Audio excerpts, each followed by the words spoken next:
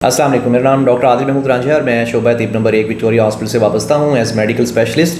پچھلے 13 سال سے وہاں خدمات سر انجام دے رہا ہوں.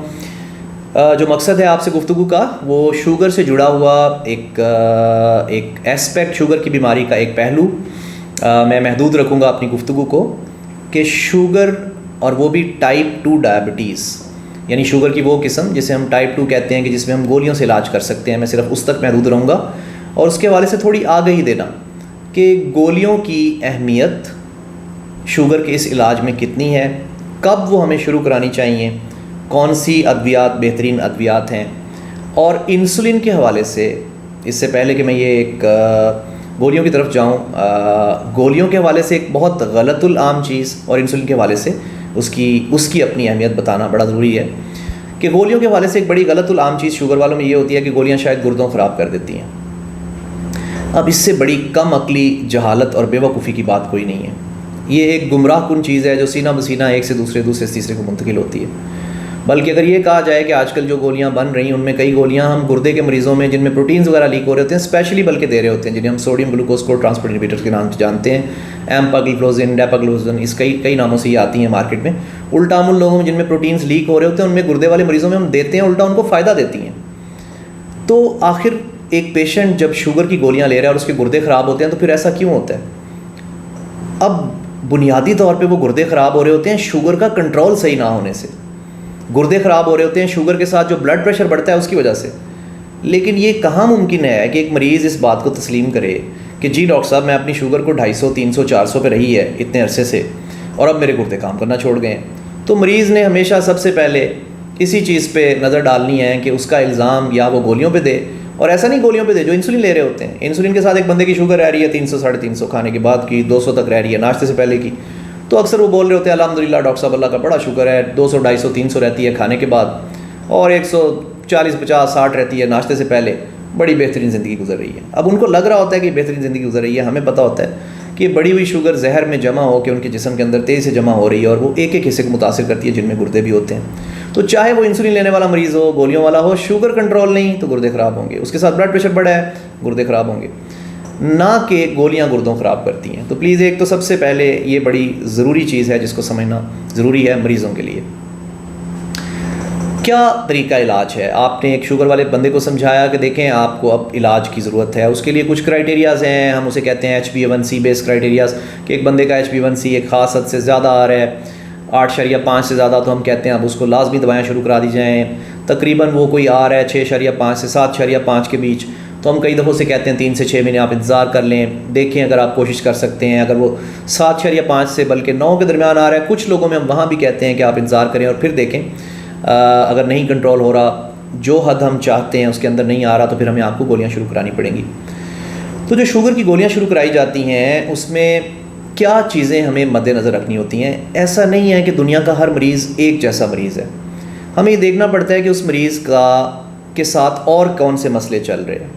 وہ مریض گولیوں کو برداشت کر سکتا ہے کہ نہیں کر سکتا، کون سی گولیاں مختلف ان کی جو گولیوں کی ہم کوالٹیز کہتے ہیں اس کے لحاظ سے بہترین ہیں. تو اس میں مختلف لوگوں میں ہمیں کئی دفعہ مختلف دوائیاں دینی پڑتی ہیں. لیکن ایک جنرل رول اگر ہم دیکھیں تو 7-8 دوائیاں ہیں جو ہمارے پاس اس وقت موجود ہیں، جن میں ایک بیگونائڈز میٹفارمن کے نام سے آتی ہیں، ایک DPP-4 انہیبیٹر ڈائی پیپٹیڈل پیپٹیڈیز 4 انہیبیٹر ہیں جو سیٹاگلپٹن ویلڈاگلپٹن وغیرہ کے نام سے آتی ہیں، ایک تھازولیڈین ڈائیون ہے جو ہم پیشنٹ میں پایوگلیٹازون کے نام سے دے رہے ہوتے ہیں، ایک سوڈیم گلوکوز کو ٹرانسپورٹ انہیبیٹر ہیں جو ایمپاگلیفلوزن ڈیپاگلیفلوزن وغیرہ کے نام سے آتی ہیں، ایرٹوگلیفلوزن کے نام سے آتی ہیں. اسی طرح سے ہم کچھ لوگوں میں سلفنیل یوریا دے رہے ہوتے ہیں جو گلیمیپرائڈ اور گلائبینکلامائڈ وغیرہ کے نام سے آتی ہیں. کچھ نئی دوائیوں میں گلوکاگون لائک پیپٹائڈ ہیں جو اب دوائیوں کی صورت میں جیسے سیماگلوٹائڈ وغیرہ یعنی اورل ڈرگس کی صورت میں بھی آ رہی ہیں. اب وہ گولیوں کی شکل میں بھی پہلے وہ انجیکشن کی شکل میں تھیں. کچھ لوگوں میں ہم انہیں شارٹ ایکٹنگ کہتے ہیں، سلفنیل یوریاز کی طرح کی ہوتی ہیں، میگلیٹینائڈس کے نام سے جانتے ہیں، ریپاگلینائڈ یہ مل رہی ہوتی ہیں، ان کو ہمیں دے رہے ہوتے ہیں. اور کچھ لوگوں میں صرف جن میں گلوکوز کھانے کے بعد کی زیادہ ہو رہی ہوتی ہے تو ایکاربوز کے نام سے آتی ہیں میڈیسن.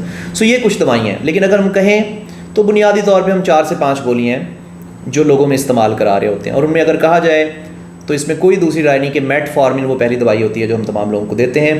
زندگی بھر یاد رکھیں دوائیاں دیتے ہوئے ڈاکٹر کے طور پہ 3 چیزیں ہیں جو بنیادی طور پہ آپ کو دیکھنی ہوتی ہیں، اور خاص طور پہ ہمارے جیسے غریب علاقوں میں رہتے ہوئے. پہلی ایفیکیسی کہ بھئی جس مقصد کے لیے دی جا رہی ہے اس میں کتنی کامیابی ملتی ہے. دوسری ہمیں یہ دیکھنا ہوتا ہے کہ اس کے سائیڈ ایفیکٹ تو بہت زیادہ نہیں، بھئی دینے جس مقصد کے لیے دے رہے ہیں وہ تو دے رہے ہیں، اور 10 مسئلے اور کر دیتی ہے. اور تیسری یہاں پہ ہمیں ایسی جگہوں پہ ہمیں کاسٹ دیکھنی پڑتی ہے کہ کہیں قیمت اتنی تو نہیں ہے کہ مریض بیچارہ اس کو افورڈ ہی نہ کر سکے، وہ لے ہی نہ سکے. تو اس بنیاد پہ ہم دوائیوں کا آغاز کرتے ہیں اور مریض کو دیتے ہیں. اور اگر کہا جائے کہ سب سے زیادہ افادیت والی دوائیاں کون سی ہیں جو گلوکوز کو کافی حد تک نیچے لے کے آتی ہیں، تو ان میں یہی میٹفارمن، بیگونائڈز یا سلفونیل یوریا. وہ بھی کافی سستی دوائیاں ہیں لیکن ان کے کچھ اپنے مضر اثرات یقیناً ہیں. تو یہ دوائیاں کافی حد تک HbA1c کو تقریباً 1.5 تک نیچے لے کے آتی ہیں.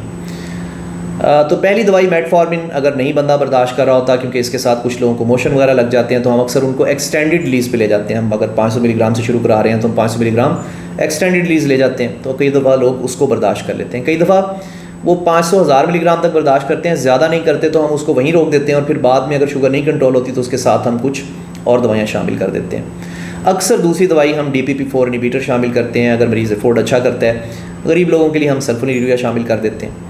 تو یہ دوائیاں دی جاتی ہیں. سلفونیل یوریا کا مسئلہ یہ ہے کہ جن میں گلیمیپرائڈ، گلائبینکلامائڈ وغیرہ کے ناموں سے آتی ہیں، گلائکلازائڈ کے نام سے آتی ہیں، ان کا مسئلہ یہ ہوتا ہے کہ ان کے اندر شوگر کم ہونے کا خطرہ بھی زیادہ ہوتا ہے. یہ تھوڑا موٹاپا، وزن پیشنٹ گین کر سکتا ہے، اور پلس آپ کے جسم کی جو موجود انسولین ہے، انڈوجنس انسولین ہے، اس کے سٹورز کو بھی تھوڑا کم کرتی ہیں. تو اس لیے ان علاقوں میں جہاں پہ کاسٹ اتنا بڑا مسئلہ نہیں، اب یہ نہیں دی جاتی جیسے امریکہ.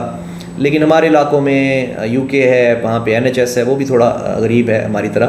سو وہ لوگ بھی یہ میڈیسنس بہرحال دے رہے ہوتے ہیں. امریکنس نے تو تقریباً ایک طرح سے اپنے الگوریدم میں سے اس کو نکال دیا. سو یہ دوائیاں استعمال کی جاتی ہیں. اس کے بعد اگر ہم دیکھیں DPP-4 کے بعد تو یہ سوڈیم گلوکوز کو ٹرانسفر بہت اچھی دوائیاں ہیں. یہ گلوکوز کو جذب ہونے سے روکتی ہیں، جو ہمارے گردوں میں جذب ہوتا ہے. 90% گلوکوز ہمارا پروکسیمل کانولیٹڈ ٹیبیول ہوتا ہے کڈنی کا، وہاں جذب ہوتا ہے، تو یہ وہاں روک دیتی ہیں.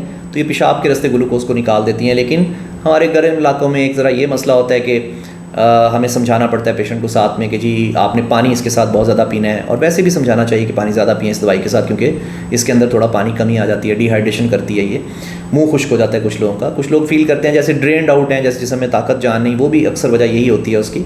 اور جن لوگوں میں بار بار پیشاب کی انفیکشنز ہوں یا بار بار فنگل انفیکشن ہوں، خواتین میں خاص طور پہ، ان کے اندر پھر یہ دوائیاں ہم نہیں دیتے. ورنہ یہ بہت مفید دوائیاں ہیں جو دل کے مریضوں میں بھی، گردے کے مریضوں میں بھی کافی حد تک فائدے مند ہیں. تو یہ دوائیاں دی جاتی ہیں. اس کے ساتھ پھر ہم کچھ لوگوں میں تھایازولیڈین ڈائیونز، پائرگلیٹازون کے نام سے آتی ہے، بہت افیکٹو دوائیاں ہیں، اچھی خاصی شوگر کم کرتی ہیں. لیکن ان کے ساتھ بھی وہی کچھ جڑی ہوئی چیزیں ہیں. کچھ لوگوں میں وزن بڑھاتی ہیں، کچھ لوگوں میں سوزش، ورم پیروں میں کر دیتی ہیں، اور کچھ اور سائیڈ افیکٹس بھی ہوتے ہیں.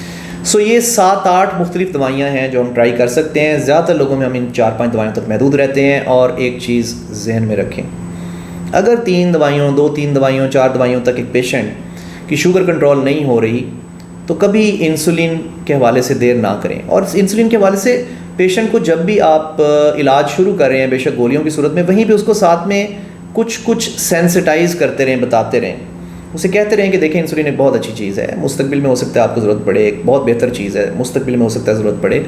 یعنی اس کو بار بار یہ چیز سمجھاتے رہیں تاکہ جب ایک دم ضرورت پڑے تو وہ اس کے اوپر ایک بام شیل کی طرح نہ ہو کہ ایک دم اسے لگے کہ یار یہ کیا ہو گیا، مجھے انسولین لینی پڑ گئی. اب انسولین ایک بہت اچھی چیز ہے، اس میں کوئی رائے نہیں ہے. لیکن انسولین کے ساتھ کچھ جڑی ہوئی چیزیں یہ ہیں کہ جب بھی لوگ انسولین استعمال کرتے ہیں اکثر وہ وزن گین کرنا شروع کر دیتے ہیں، ان کا وزن بڑھنا شروع ہو جاتا ہے. تو اس لیے کوشش ہوتی ہے کہ وہ تمام لوگ جن کا وزن پہلے ہی زیادہ ہے یا تیزی سے گین کر رہے ہیں، ان کو ہم کوشش کرتے ہیں کہ ساتھ میں اگر دے بھی رہے ہیں انسولین اور ٹائپ 2 ڈائبٹیز ہے تو ہم اس میں گولیاں بھی ان کے ساتھ شامل کر دیتے ہیں. تو انسولین کے ساتھ گولیاں بھی ہوتی ہیں، یا گولیاں ایک خاص حد تک جب کام نہیں کرتی تو کئی دفعہ ہم کو ایک ٹائم کی 24 گھنٹے میں ایک دفعہ کی انسولین شروع کروا دیتے ہیں. کبھی 2 ٹائم کی انسولین کے ساتھ ہم گولیاں دے رہے ہوتے ہیں. تو اکثر لوگوں کو جب ہم ملا کے دیتے ہیں تو ان کا شوگر کنٹرول بہت اچھا ہو جاتا ہے. بنیادی مقصد کیا ہے؟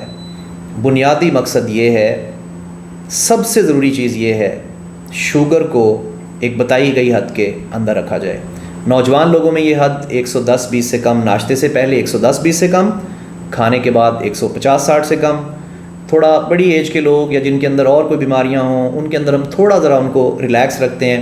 ہم کہتے ہیں ان کے اندر 130-40 سے کم ناشتے سے پہلے، 170-80 سے کم کھانے کے بعد بھی ہم انہیں کہتے ہیں یہ ایکسیپٹیبل رینج ہے، ٹھیک رینج ہے، کیونکہ ان کے اندر جو گلوکوز کم ہونے کا رسک ہوتا ہے اور اس کے حوالے سے جو پیچیدگیوں کا رسک ہوتا ہے بہت زیادہ ہوتا ہے. تو اس لیے ہم خیال کرتے ہیں کہ ان کو ہم بہت زیادہ سخت کنٹرول، اسٹرکٹ کنٹرول کے بارے میں نہ ان کو گائیڈ کریں یا کاؤنسل کریں، بلکہ ان کو یہ کہیں کہ آپ کا ایک اچھا درمیانہ کنٹرول مناسب رہے گا آپ کے لیے.